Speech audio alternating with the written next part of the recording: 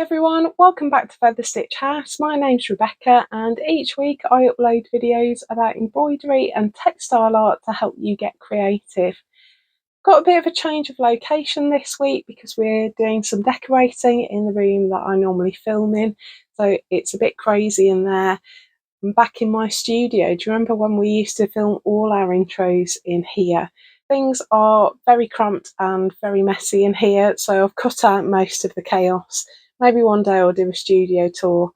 I'm not convinced it's something you'll want to see. And I've propped up behind me the panels we've made so far, and I laid them out on the table last week to have a look at them all together and thought, wow, what a lot of work we've done so far this year and what a lot of fun we've had along the way. Today we're starting our September panel and we're going to draw our inspiration from what's happening in the natural world around us. So I've been driving through Lincolnshire this week, seeing all the farmers gathering in their crops, and I always love this time of year because everything seems to turn to gold. So that's what we're drawing our inspiration from. You need some fabric scraps and threads in shades of yellow, beige, brown, those golden harvesty colours. We're going to do an almost purely slow stitch piece this month with perhaps a little bit more embroidery than we've done for the last couple of months. So I hope that is going to be right up your street. So gather all your bits and pieces and let's get stitching. Look at this gorgeous selection of materials that I've sorted out. I absolutely love this time of year. I don't know whether it's because I spent 20 years as a teacher, I don't know what it is, but there's something about the 1st of September that just fills me with excitement and I can't account for it. I love what's happening in nature at this time of the year. I like the flowers that are typical for this time of year. And although I don't tend to use very much yellow or orange really, I do absolutely love golden yellow tones. Now, I'm not so much of a fan of bright yellows, acid yellows, but these earthy shades are absolutely right up my street. So we're going to take inspiration from harvest time. So here in the UK, I'm based in rural Lincolnshire, and most of the farming in Lincolnshire is arable, and a lot of the crops that are grown near where I live are grain crops. So we have fields of corn, maize, barley, wheat, oats, um, loads of them, and oilseed rape as well, which I think is a variation of what's known as canola in America. It's not quite the same, but we have lots of phases where the fields just go beautifully golden, and at the moment we're watching the farmers harvesting all that and making those big straw rolls from the stalks that are left over. So as we drive anywhere in Lincolnshire, we've got fields filled with bales of hay and straw. Every time I go on a road, I feel like I'm following a truck that's transporting hay, and it's all flying off, or straw rather, it's all flying off and drifting away. And the other thing I'm noticing is that everyone's sunflowers have finally come out. We've had a few drier, sunnier days in the UK over the last few weeks, and so sunflowers are out in bloom, and they're also being sold in the shops as cut flowers. So I love the moment where the sunflowers come in.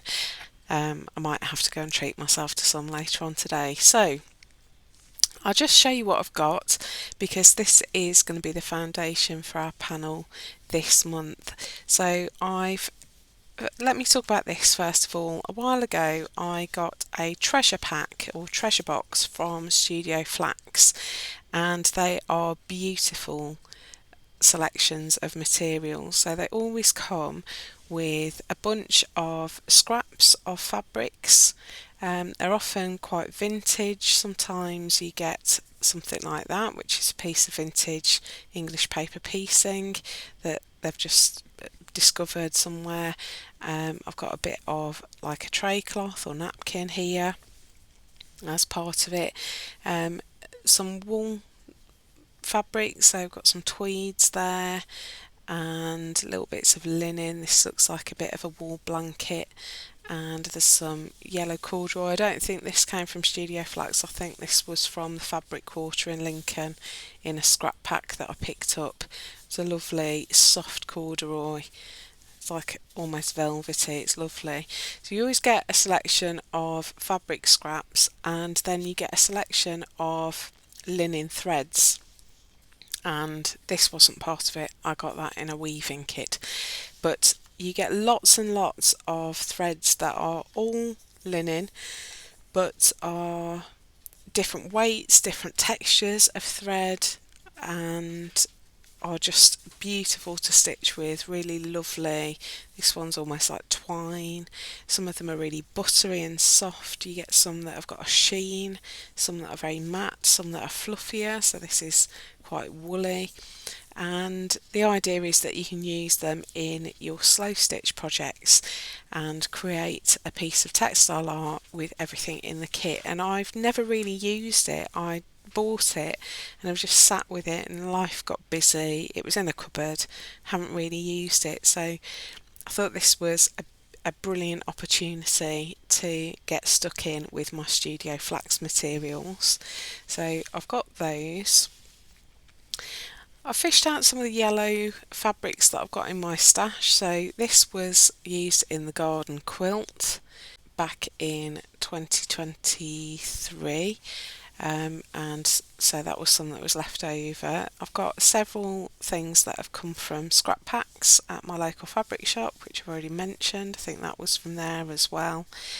This was garden quilt fabric, and I've got some linen that I got in a colour pack from Billow Fabrics. I absolutely love their stuff. Their linen is absolutely gorgeous. So I got a colour pack from them, and I fished out the sort of gold yellow tones. Beautiful linen, it's gorgeous to work with. This was an offcut from IKEA. So when I go to IKEA, I always look in the fabric section. They often have ends of rolls and scraps that are available really inexpensively, and so I picked that up from there. That's just been sitting in my cupboard waiting for me to think of something to do with it.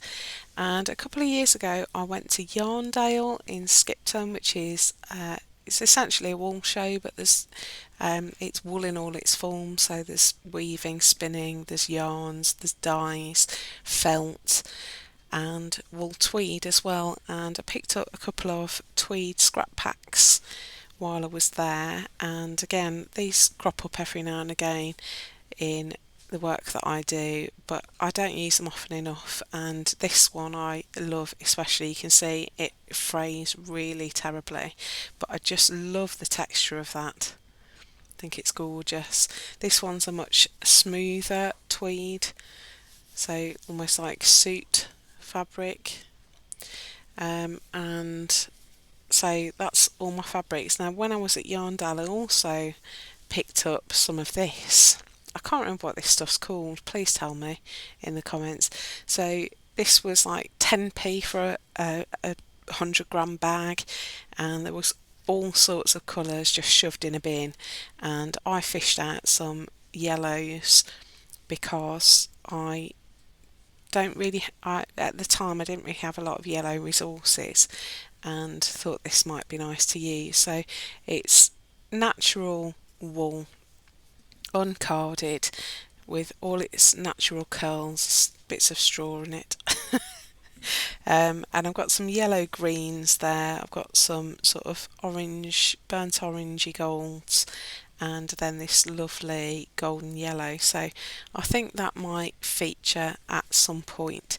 I thought this month we could focus on more sort of traditional slow stitch, if you can have traditional slow stitch, where we piece a background and then add some stitch over the top, going back to something along the lines of what we did back in February with the snowdrops, so I want to feature some flowers, but I want to create almost like a patchwork of fields, and so we're going to use some scraps and create our background today. So let's get started with that.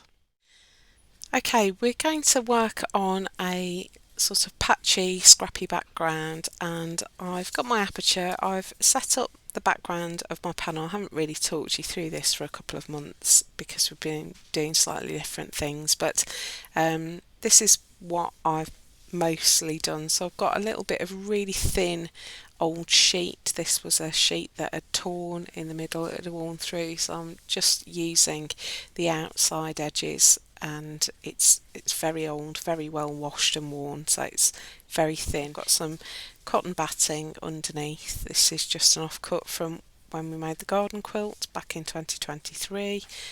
Oh, got bits of thread everywhere. So rather than just disposing of the offcuts, I'm using it to pad out panels this year. You might think, why not just piece onto the batting? You can do that. I find because it's quite fluffy, I find it quite difficult to work with by hand if there's not something over the top calming it down. So this is like, I mean, it offers no resistance at all, so it doesn't really add any strain when we're sewing, so I think it just calms down the fluffiness a little bit. So this is my backing, and I've put my aperture on. I always cut them nice and big so there's plenty of excess. I've marked the corners, I've drawn around it, and I've just gone around and tacked those two layers together to create a panel. And I know that this is the outer edge of what will be visible on my panel, and when I trim it back I'll leave a border for my binding to go over. So this is the area that we need to fill. I've cut some scraps of fabrics. Now I've kept to sort of cottons and twills and linens here rather than using textured fabrics. I think we can embellish with textured fabrics on the top, so I've just stuck to the sort of, I don't know, the quilting weight or just slightly more than that, or upholstery weight fabric to create my background. So to save you the trauma of watching me be completely indecisive, I have sort of worked out what I'm going to do, but I'll talk you through the principles. So let me just show you the pieces that I've got. You'll notice that I have got some repeats, but I've made sure that no two pieces are the same. So I've got this fabric comes up several times, but I've tried to make the pieces all a little bit different from each other, and I think that's a really good starting point, because the best way to create a slow stitch background is to create deliberate variety. I've got another piece here that should be included. So we want to create deliberate variety. We want to make everything slightly different, so visually it's not repetitive or anything like that. So we want to break up the lines on our background so that we're not focusing initially on any particular point. So I'm just going to arrange these on the background, and as long as they just about overlap my outer lines, I think I'll be alright. So I'm going to start with this one.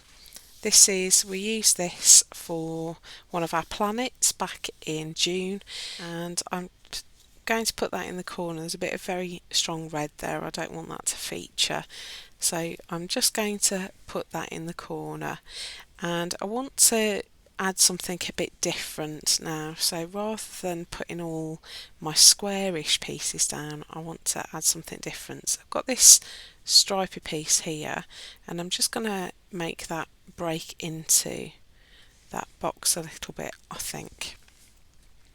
So what have we got next? Let's have some stripes. So these two are quite similar, so if I put these together, I'm going to create a vertical line, which isn't a problem as long as I try and break that up a little bit. So I've got to break it up here and I've got to break it up here. Now our lines on this piece are going horizontally. We could have our lines going horizontally here, but let's break up that horizontal flow and turn that around so that it's vertical. So I'm going to do that, and let's fray the edge a little bit.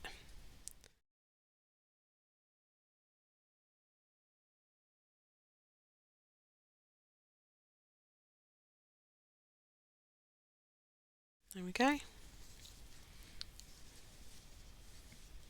I might fray that even more. Let's see how we get on. So I'm going to pop that there.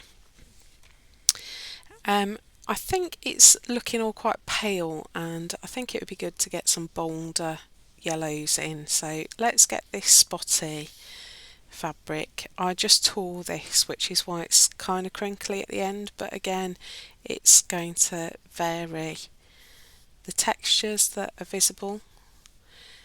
And we've got something long and horizontal, so let's have something long and vertical over on this side, so that offers a bit of difference as well. And I think let's do another long piece. So I've got this long piece. I don't want this white showing. I don't want to line it up. I don't want things lined up. We've already done one of those here and I don't want to do another one. So let's put that here, and that breaks up. I quite like this as well because it's been pinked. I didn't do that. That was just the way the fabric came. So we've got a bit of zigzaggy edging. So let's put that here, breaking into this long piece here. And I think I'm going to go, I could use that to break it up, but I think it's a bit wishy-washy with that white and I don't want too much white. So we've got the white features on various fabrics, but I don't want to bring in too much more. So let's tuck that underneath, and that helps. So we've broken up a line here. We've still got this vertical line here to break up. So I wonder what we can do there. Let's bring in another bold colour. So you can see I'm using the larger pieces first. I've got some of these small pieces, but I think I'm going to use those right on the top to break things up. So what if I put that like that, and then we're breaking into this piece and we're breaking up that vertical. I wonder if we can break it up even more. I don't want to lose all that fraying. What if I put that on top? That's better. So now I don't have that vertical line anymore. I've got kind of a series of steps like that. So I think that's a bit better. That's broken that up. What are we going to put here?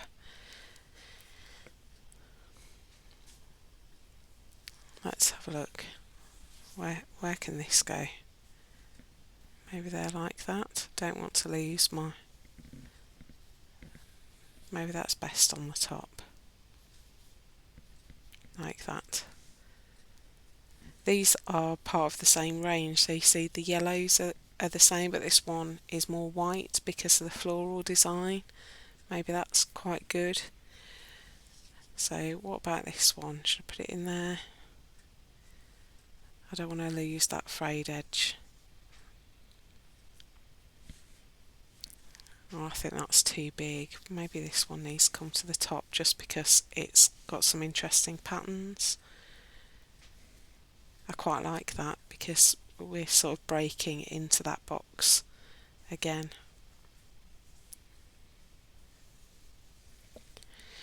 So we've now got some smaller pieces. I'm going to put one here. Should it go on the top?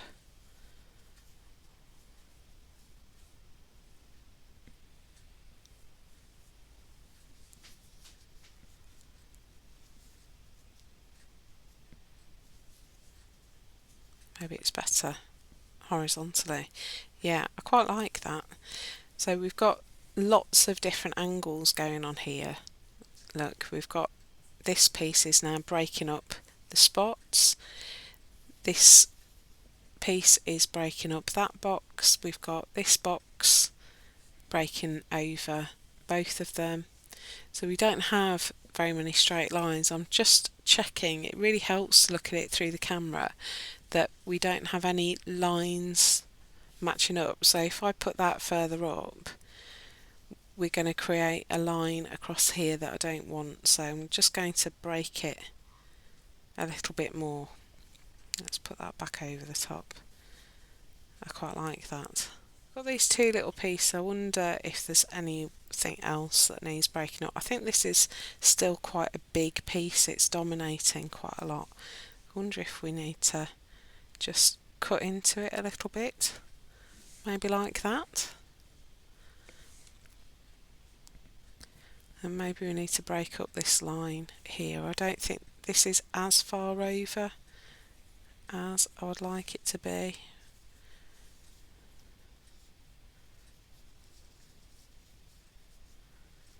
Maybe we could put that there.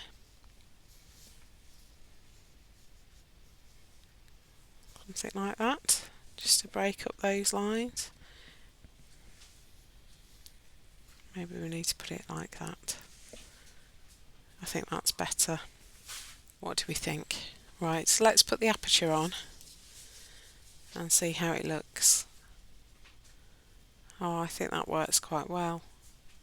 There is quite a lot of space here and here, but if we're going to add further embellishments over the top, I think that's okay. What I would recommend at this point is that you take a picture of it, because as we come to pin it, things might move. So if once you're happy with your design, so what we've tried to do is balance colour.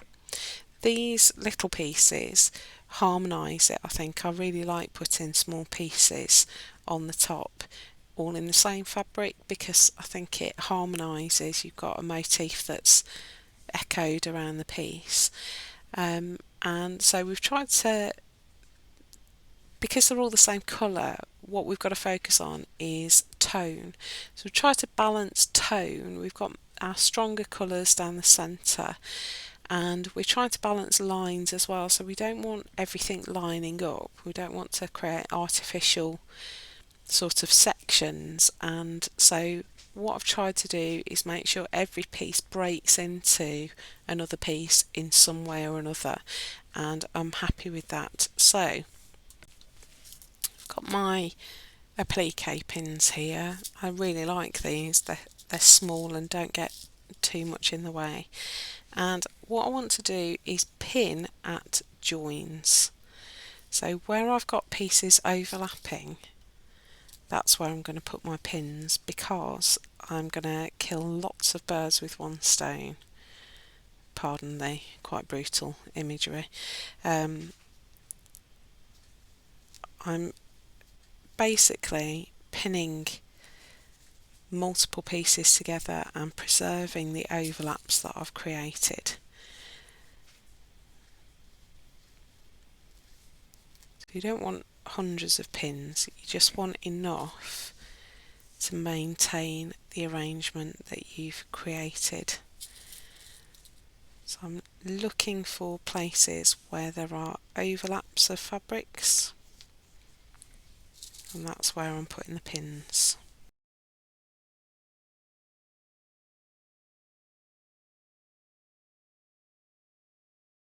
Okay, once you are happy that everything is pretty secure, I'm going to put one in the corner. So I've just got a normal sort of, I think this is an embroidery needle actually, but you could just use a sharps needle, just a normal hand sewing needle. Put a quilter's knot in, and at this point you can decide, you might want your tacking stitches to be visible and be part of the piece. That's fine, in which case you just do large tacking stitches or basting stitches. You might want your stitches to be totally invisible, in which case you do an invisible tacking stitch, which is what I'm going to do. You might even want to be able to remove your tacking stitches, in which case, oh, I haven't cut that down, in which case you should tack in a bold thread that stands out, so something like a navy blue or a purple, to make it easy to find those stitches to remove them when you're done. If you're going to remove the stitches, I suggest that you start with your knot on the front, because that's how you're going to get them out, so you can snip off the knot and pull the thread out. I'm going to use an invisible base. I'm going to start with this central box here. So I want to start fairly central, and that way I can smooth out any lumps and bumps in the fabric. So I've come up through the fabric. I'm going to go down just slightly away from where I came up, and on the back rock along to the next stitch point. So tiny stitch on the front, long stitch on the back, and that will you will be able to just about see them, but once we've got other stitching on the surface, we really won't. So as I'm going along, I'm using my thumb to smooth out that fabric so that I am not stitching loads of lumps and puckers into my panel. I won't make you watch me do all of this, it's going to take a bit of time, but it's part of the slow stitch process. Now I've started with the central one, partly because I want to smooth out from the centre, but also I've already tacked down part of this panel and part of this one as well. So by starting with what's central, you're actually going to cover more ground than you think, because we're going to be stitching through multiple layers, and so we're going to look for opportunities to tack lots of things down at the same time. So it's always a good plan to start centrally, because you're going to catch quite a lot. Now at this point I'm going to come up at the edge of this little piece that's on the top, and I'm going to turn my work and I'm going to work my way around this one, because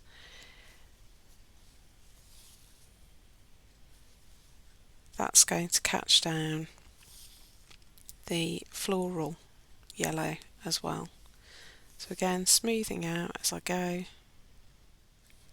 So you could do any shape that you like. The reason I've gone with rectangles is because I think it's reminiscent of fields. When we flew to Italy, it was really lovely to look down from the window and see all the farmland in its kind of patchwork pattern, both over the UK and over Italy, and I just love that sort of,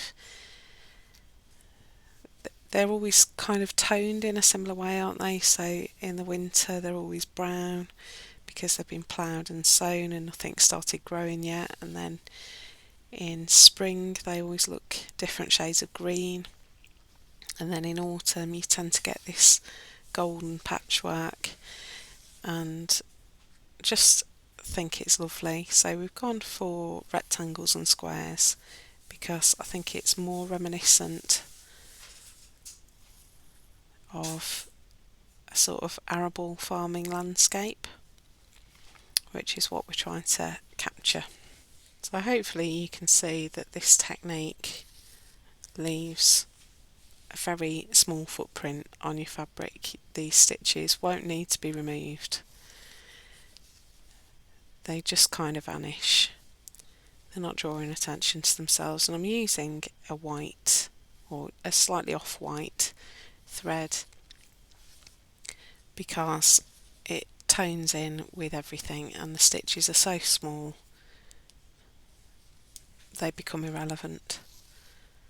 So that's these first two stitched down. I think I'm going to go around this yellow one next, and I'll catch this one down in the same way, and I'm just going to carry on and work like that all the way around the panel and make sure everything's tacked down. Right, I've stitched down my background and I've remarked the boundary so that I don't stitch more than I need to, so I just put the aperture on, marked the corners and joined up the dots again. Probably could have come down a little bit lower because that's very close to the top edge of that, but I'm not going to worry about it. So I thought we could add a little bit of stitching.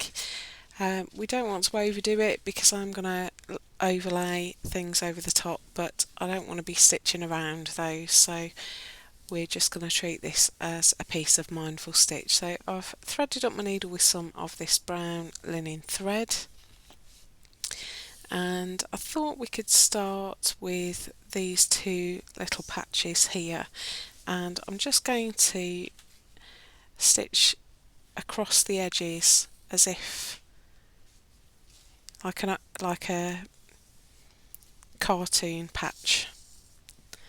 So we're just going to zigzag our way along.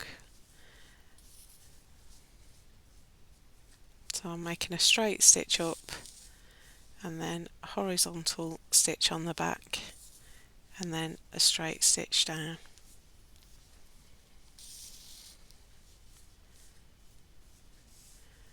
And you can either do a diagonal stitch into the corner, or you can just flip around to the next side and carry on. So you can do whatever stitches you like on this. I just want to add a little bit of stitch detail just so that visually I've got some things going on in the background.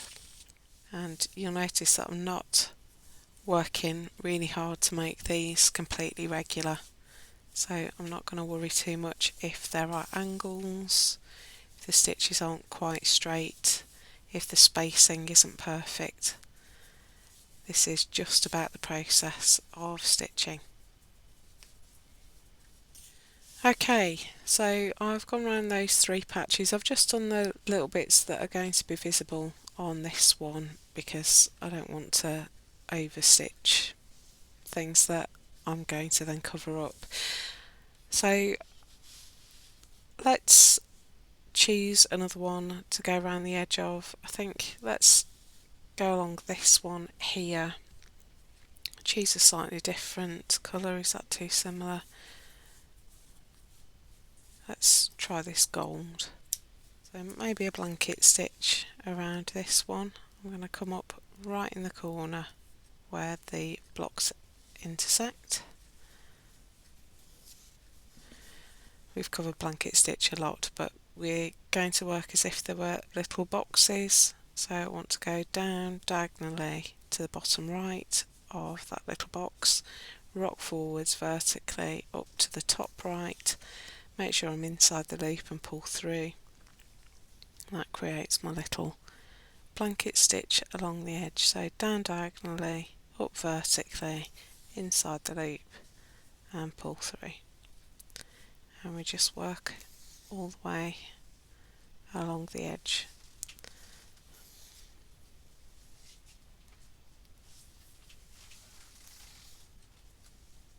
So all we're doing really is adding some interesting stitch around the panel, just embellishing the edges really. We're not going to add any buttons or anything like that this week. We'll save that right until the end. I think it's sort of good practice when you're doing slow stitch pieces that anything like that goes on right at the end, because they do sort of get in the way. You end up hooking your thread around buttons and things. It just makes it frustrating. Just show you how to do a corner. So I've gone up to one stitch length away from the corner, which is here, and I want to pivot around the corner, so I'm going to go back in at the same point that I made the last stitch, so just inside there, and I'm going to rock back up on the corner, so on that right angle corner, and I want to pull in the direction that the corner is pointing, and that's going to form a little triangular stitch around the corner. I'm going to rotate my work, go in at that point again, and rock out onto the next side. So I've swung around the corner, and again I want to pull in the direction. I want to pull out horizontally, and then I can carry on as if nothing happened. So I'm now pivoted around the corner and I can stitch up my next side. I'm going to run out of thread really annoyingly, about a stitch away. What's that, 3 stitches away? So I'm just going to end my thread. So if you do run out of thread, hop over the corner of the last stitch like that, put a little anchor stitch in. You can finish off your thread on the back.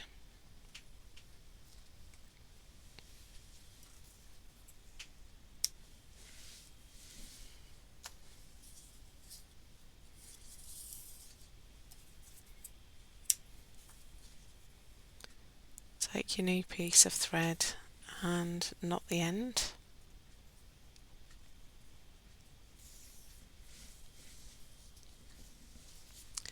Then we want to bring the needle up inside the corner of that last stitch that you made. So it's worth just taking your time to find the right point, because you want to come up right in that corner. And we stitch as though it's the same piece of thread that we were with before, and that creates an almost invisible join. You'd have to be really looking hard to spot where the thread ended and the new one began. So that's how to start a new thread when you're blanket stitching. So let's do something down here on this striped fabric. Let's use this nice sort of orangey thread, and I thought it might be fun to put some running stitch along the white stripes. I want to tone down the white.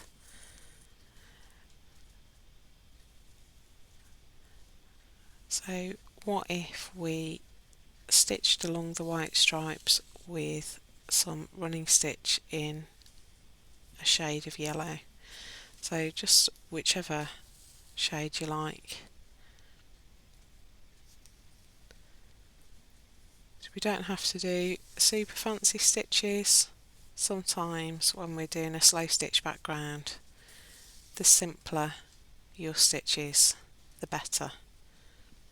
So the other thing this stitching does is adds texture, because we're kind of quilting the layers together. So if I put my last stitch in, you've got some options with running stitch, because we could leave it flat like that, but if I pull a little bit more on that thread and just gather it up ever so slightly, I'm basically making the stitches take up less space than the fabric takes up, and I end up with these little ripples, and I quite like that. So that's what I'm going to do. So I've finished my first line. I'm going to hop across to my next yellow line, and I'm going to stitch back down, trying to match up the start and end points of my stitches, and that way my ripples will form in between the stitches right across this patch of fabric.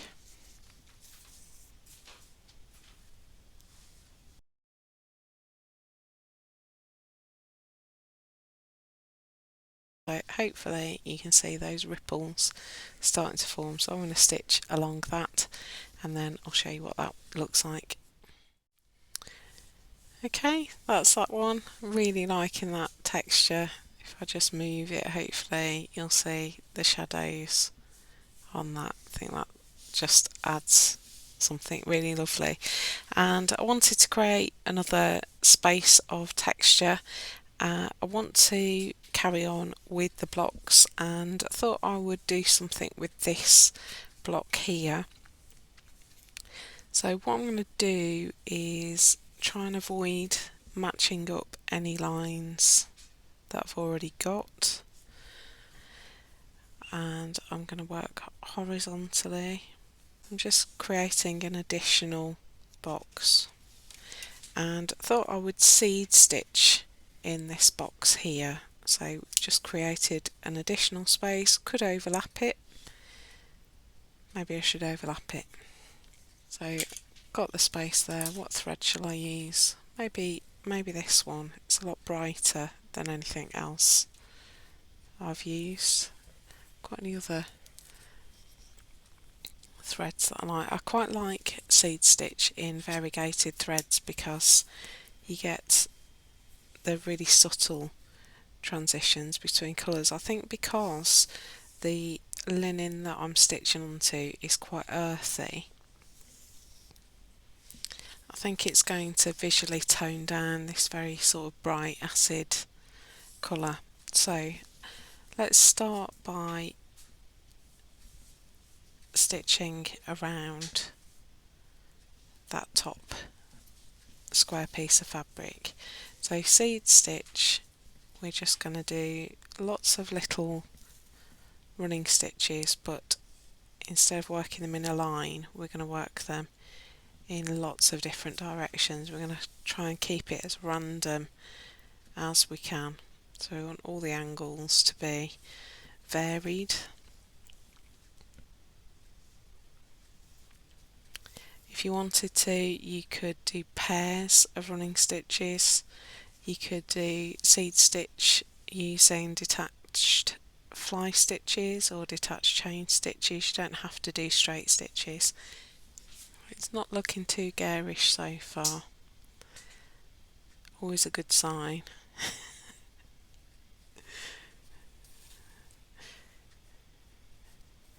Garish is never what I'm going for, even if sometimes that's what I get. I'm really liking the variegation there. It'll look better once the blue pen has disappeared. You can shout at the screen and tell me whether I should overlap the floral fabric in the middle or whether I should work around it. Still haven't decided. There we go. So I've got my little seed stitch section. Let me bring it up a bit closer. There we go. And I've got rid of the outline, so I like how that background tones down those very bright acid yellows, and I think it's just a really subtle area of texture. And I think I'm going to leave it there this week. I think this is potentially, even though it is fairly simple at this stage, it is fairly time consuming, and we're about to get into a season where we're all going to get busy again. So I'm going to pause there and let you just play around with stitch. So we're creating a scrappy background in shades of yellow and gold and beige, and we're adding some stitched embellishments just simply to get us started creating our slow stitched piece. So looking forward to seeing your versions of this. Do share your work using hashtag FSH Winging It 24, and don't forget to tag me in at Feather Stitch House.